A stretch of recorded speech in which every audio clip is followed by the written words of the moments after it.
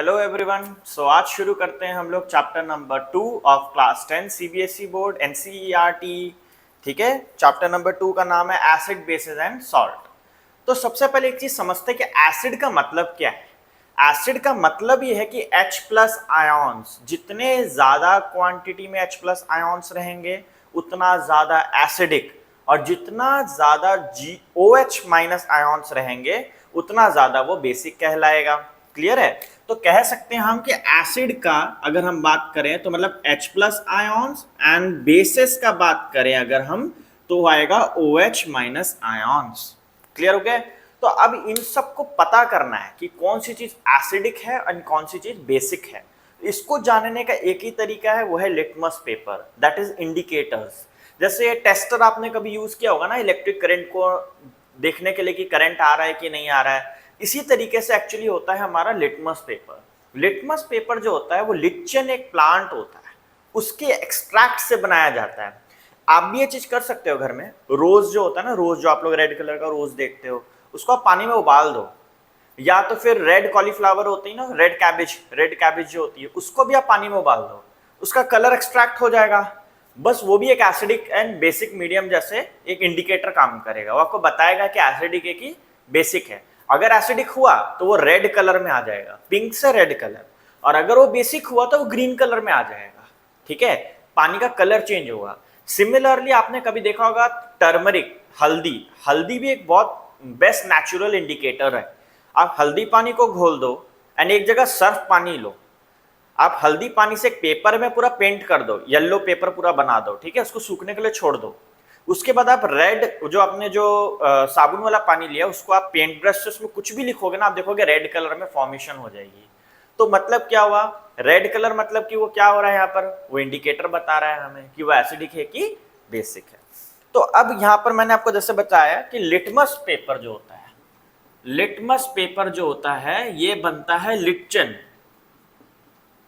Plant से, plant के extract से। ठीक है, तो ये चीज आप याद रखिएगा। यहां पर एक क्वेश्चन आता है, name some natural indicators, name some synthetic indicators.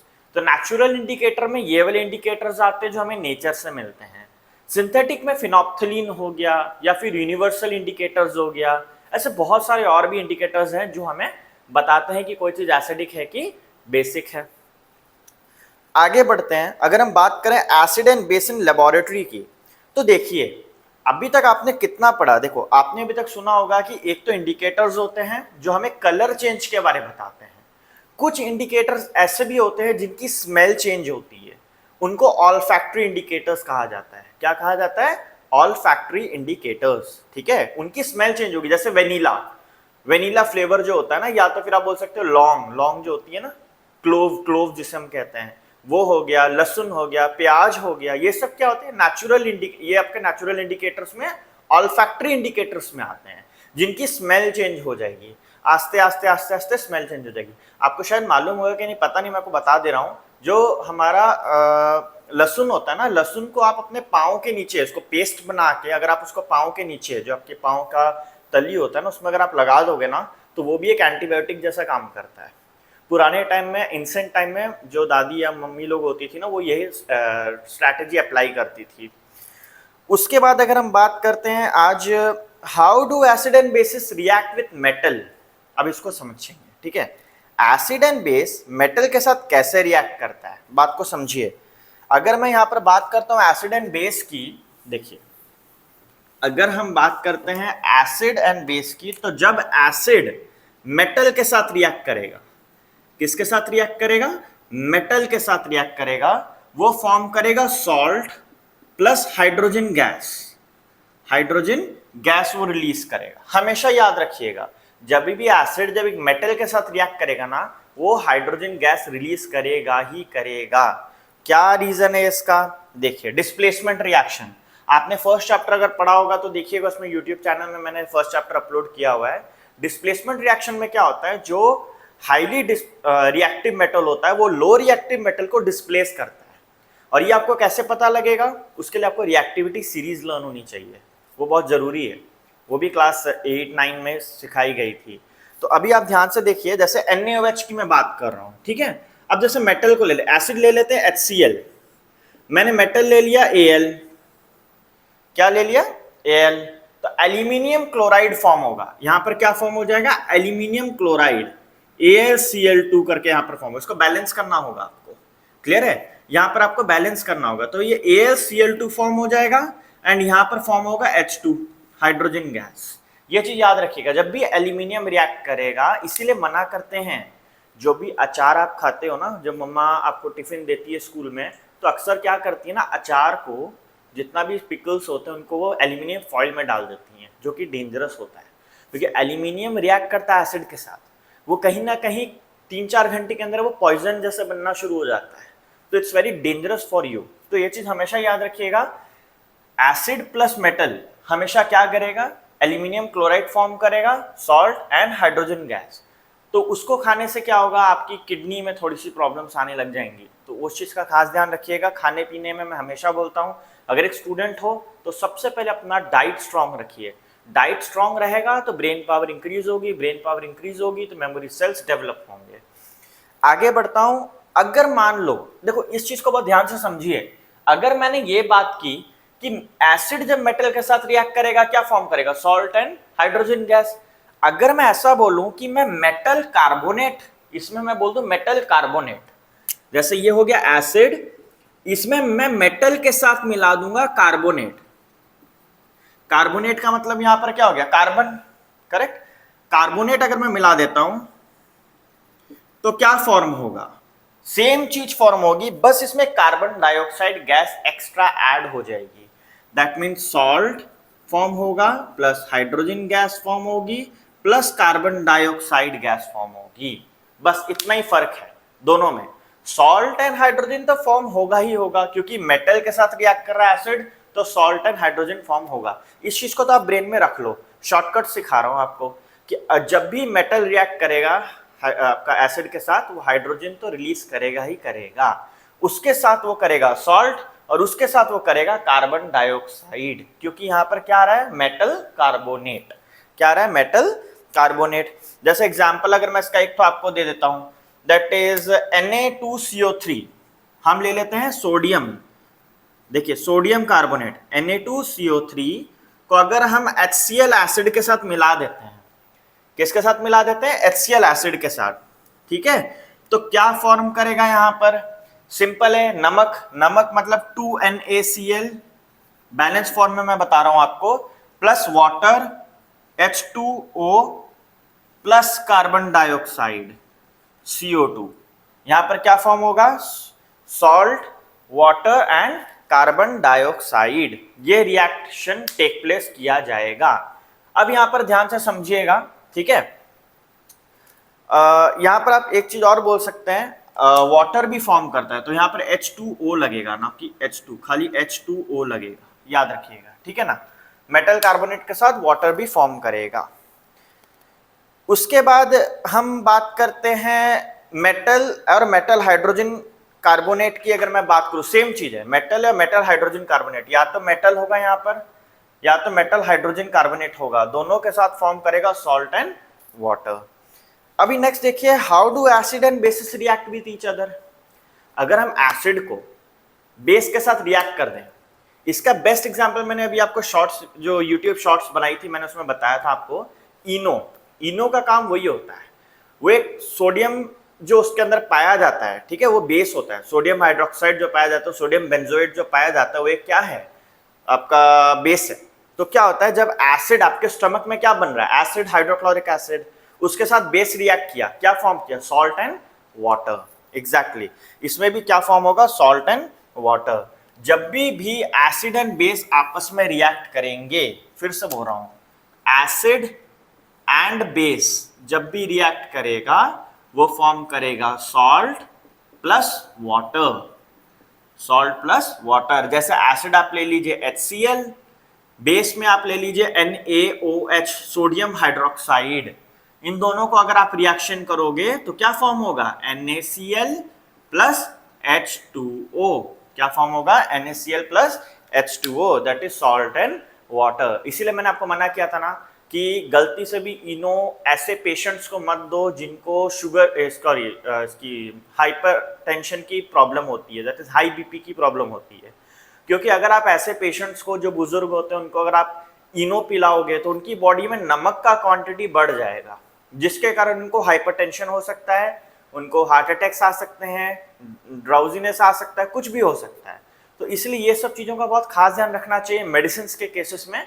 अपने आप कोई मेडिसिन को जल्दी एक्सपेरिमेंट्स मत करिए, and half knowledge is very dangerous. अगर आप कोई भी नॉलेज रख रहे हो ना तो उसको पूरी रखिए, हमेशा कोशिश करा करिए उसके डेप्थ तक जाने का, उसमें मजा आता है पढ़ाई करने में। फिर आता है reaction of metal oxide with acid. क्या होगा अगर मैं मेटल, समझिए बात को, क्या होगा अगर मैं मेटल ऑक्साइड को रिएक्ट करूंगा विथ एसिड के साथ, ठीक है।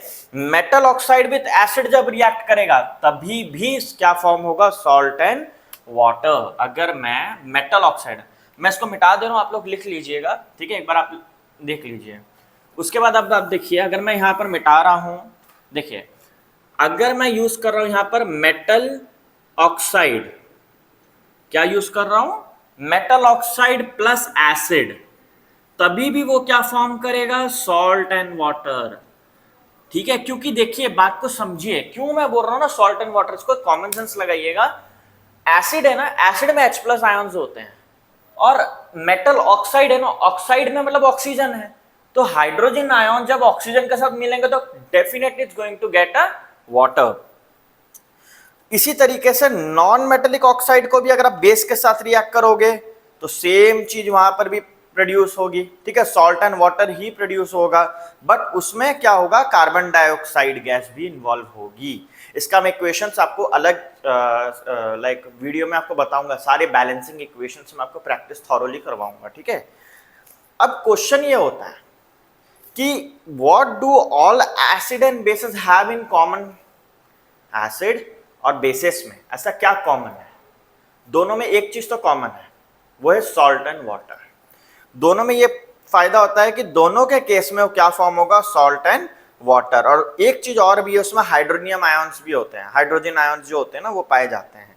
अच्छा, आपने पता होगा इलेक्ट्रोलाइट का मतलब क्या होता है, मालूम है? दैट मीन्स जो आप लोग को, बहुत जन को ये डाउट होता है कि सर डिस्टिल्ड वाटर पीने से क्या कुछ मेरे को हार्म होगा। देखिए डिस्टिल्ड वाटर आपको हार्म नहीं करेगा क्योंकि वो मिनरल लेस होता है, उसमें एक भी मिनरल्स नहीं होता। लेकिन जब वो बैटरी में डाल दिया जाता है, क्योंकि बैटरी में ऑलरेडी सल्फ्यूरिक एसिड होता है, उसके कारण वो रिएक्शन में आके वो इलेक्ट्रोलाइट बन जाता है, तब वो आपके लिए डेंजरस है। बैटरी वाला जो ऑलरेडी बैटरी के अंदर जो पानी होता है वो डेंजरस होता है, लेकिन आप जो मार्केट से खरीद रहे हो डिस्टिल्ड वाटर, उसको पीने से भी आपको कुछ नहीं होने वाला, ठीक है ना, क्योंकि उसमें मिनरल लेस वाटर है, वो एक रफेज जैसा काम करेगा, आपकी बॉडी को क्लीनिंग वाला काम करेगा। सो इसलिए उसका कोई फायदा नहीं है, याद रखिएगा। तो एसिड में क्या होते हैं, H plus ions and anions such as Cl minus, ये भी होता है, Cl माइनस आयॉन्स भी होते हैं, जैसा hydrochloric acid, hydrogen H plus Cl minus ions होते हैं दोनों में। तो अब देखिए यहाँ पर मैं आपको कुछ चीजें बता रहा हूं, ठीक है। जब भी हम एसिड की बात करेंगे, किसकी बात करेंगे, एसिड की। अब इसको एकदम ध्यान से समझिएगा कि जब भी हम एसिड की बात करेंगे उसमें आप एक चीज कॉमन होगा, एक H प्लस आयन, एक Cl माइनस आयॉन्स, फिर एक NO माइनस आयॉन्स, ठीक है, NO3 माइनस आयॉन्स, फिर एक होता है SO4 2 minus ions, SO4 2 minus ions, ये भी एक पाया जाता है। फिर CH3CO माइनस आयॉन्स, ये सब जितने भी होते हैं ना, ये सब एसिडिक कहलाते हैं। जिस भी केमिकल इक्वेशन के एंड में अगर ये लगा होगा ना तो वो क्या कहलाएगा, एसिडिक कहलाएगा, हमेशा याद रखिएगा, ठीक है, हमेशा याद रखिएगा। अब आगे बढ़ते हैं, what happens to an acid and base in water solution. जब हम एसिड और बेस को वाटर सॉल्यूशन में अगर हम डालेंगे तो क्या होगा, अब इसको समझेंगे। वो इलेक्ट्रोलाइट फॉर्म करेगा। इलेक्ट्रोलाइट क्या होता है, जो कंडक्ट करता है इलेक्ट्रिसिटी। देखिए नॉर्मल पानी भी आपका कंडक्ट करेगा इलेक्ट्रिसिटी, नो डाउट, बट उतना नहीं करेगा क्योंकि उसके अंदर में कम मिनरल्स होते हैं, बट मिनरल वाटर करता है।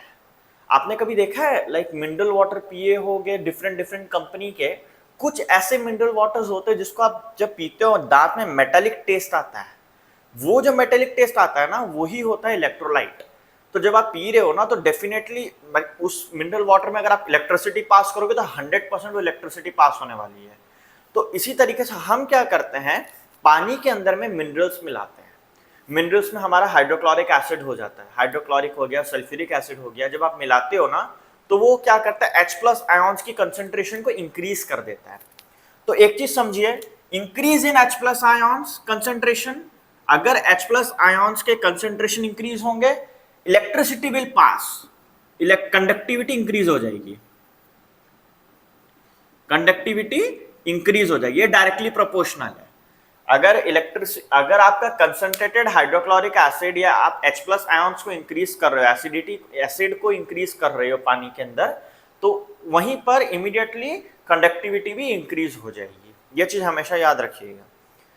अब नेक्स्ट जो आपका आता है यहाँ पर जो टॉपिक है वो है, क्या all bases dissolve in water?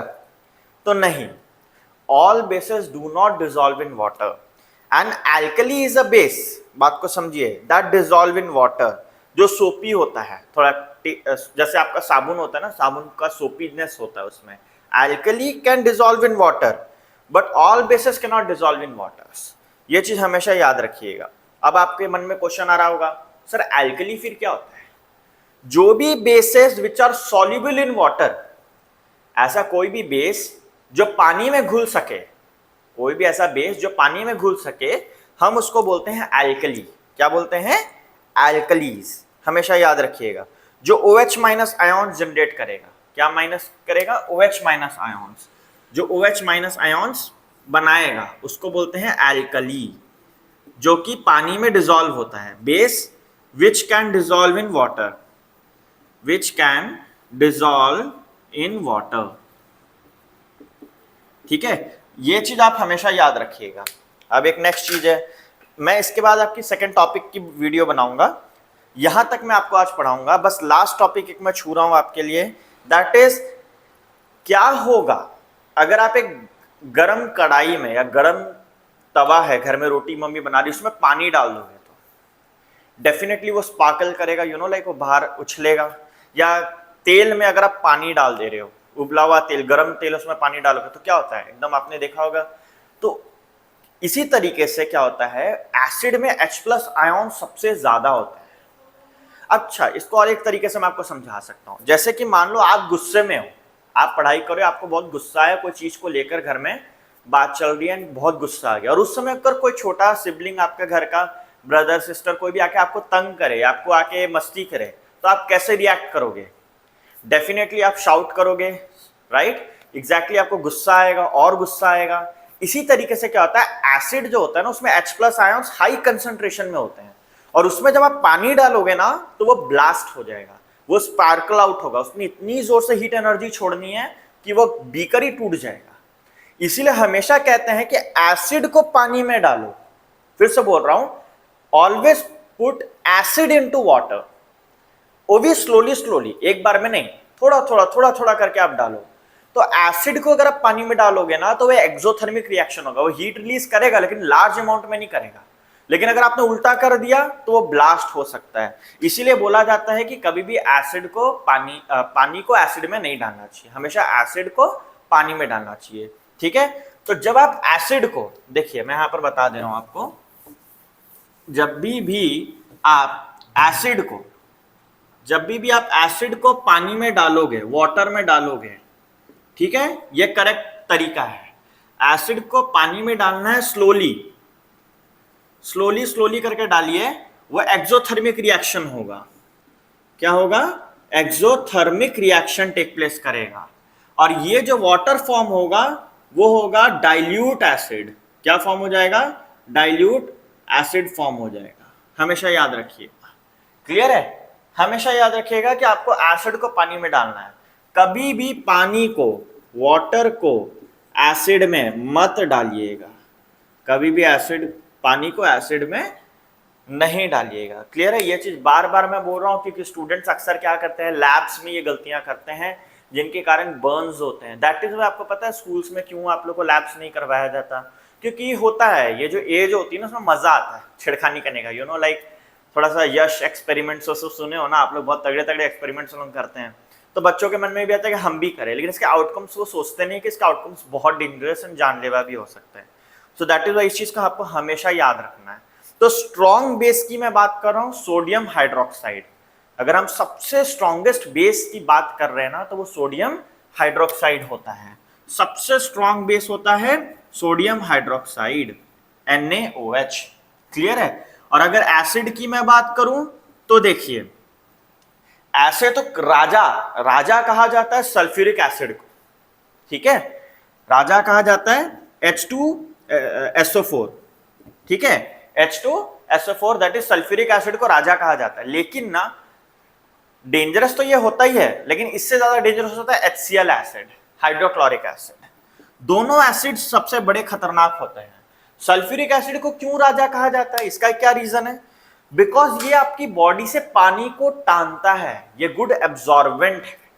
Sulphuric acid को बहुत सारी जगहों में इस्तेमाल किया जाता है इसलिए क्योंकि ये पानी को एब्जॉर्ब करता है, ठीक है। तो इसके कारण क्या होता है ना, वो आपकी स्किन के अगर ऊपर गिरा तो आपकी बॉडी की स्किन की वो पानी को टानेगा, मॉइस्चर को टानेगा, मॉइस्चर एब्जॉर्बर है, उसके कारण आपकी चमड़ी भी बाहर निकल सकती है। That is the main reason बोला जाता है कि ये राजा होता है, बहुत डेंजरस होता है सल्फ्यूरिक एसिड। एंड प्लस इसकी डेंसिटी भी बहुत हाई होती है, थोड़ा मोटा होता है शहद जैसा, ठीक है ना। और रही बात हाइड्रोक्लोरिक एसिड की तो वो बहुत ज्यादा एफर्सेंस होता है, उसमें बहुत हवा में गैस में उड़ जाएगा, जैसे जैसे ही आप इसको बाहर निकालोगे ओपन एयर में हवा के साथ वो रिएक्ट करेगा, पानी एंड ऑक्सीजन के साथ रिएक्ट करेगा एंड हवा में उसके फ्यूम्स निकलेंगे और वो फ्यूम्स ही बहुत डेंजरस होता है। बाई चांस आपने ऐसे लेके आप एसिड ले रहे हो, ऐसे करके अपनी मुंडी आपने नीचे रखे, अपना हेड उसके सामने रखा है, वो फ्यूम्स आपके नोज में जा सकते हैं, आपकी रेस्पिरेटरी ऑर्गन्स डैमेज हो सकती हैं। दैट इज वाई ये दोनों एसिड्स बहुत डेंजरस होते हैं। तो दैट इज वाई ये सब करवाने से पहले हम लोग सोचते हैं स्टूडेंट्स को लैब वैब का सारा नॉलेज होना चाहिए। सो इट्स ओके, मैं नेक्स्ट क्लास आपको करवाऊंगा पीएच स्केल से how strong are acid and basis solution, यहां से मैं आपको कल कंटिन्यू कराऊंगा। Okay, thank you.